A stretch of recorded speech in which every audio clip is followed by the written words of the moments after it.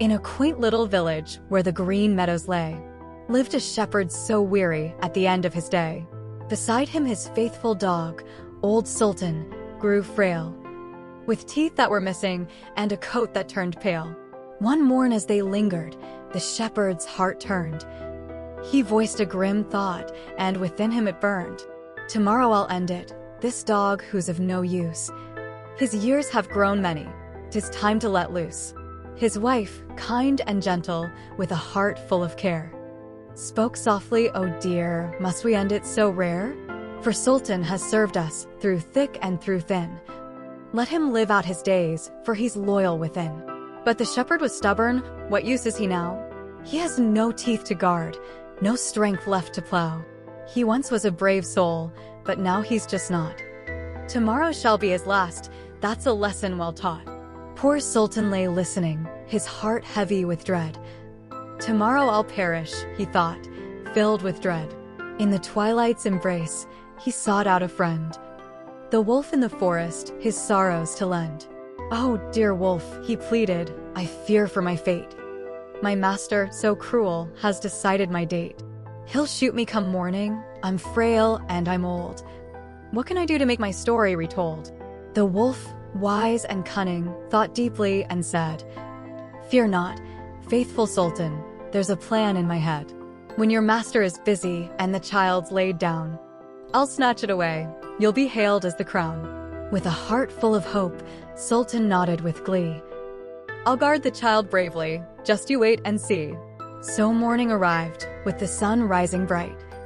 The shepherd and wife took their child, held so tight.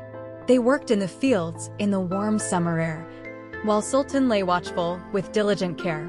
Then the wolf made his move, swift and sly like a breeze.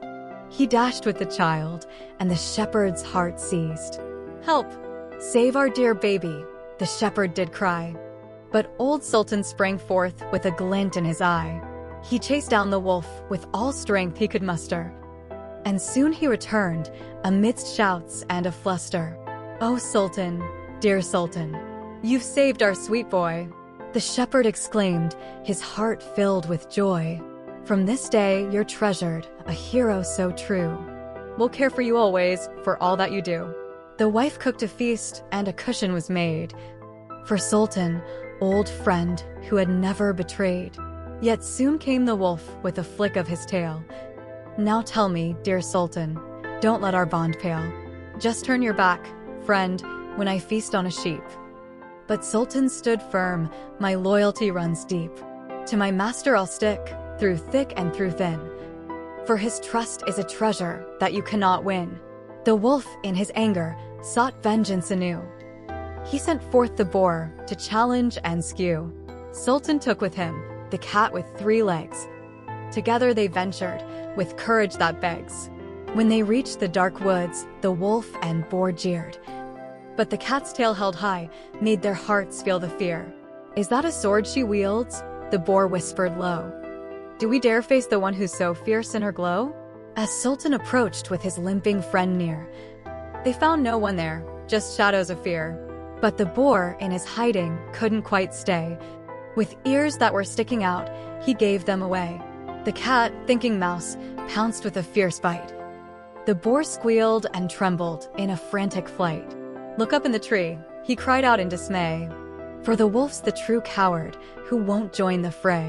So they called to the wolf in the branches above. "Come down, you sly rascal, and make amends of love. For Sultan is brave, and though old he may be, he stands with his friends in the face of decree." With shame in his heart, the wolf tumbled down. Promising friendship, he wiped off his frown. Together they laughed, the 3 unlikely friends.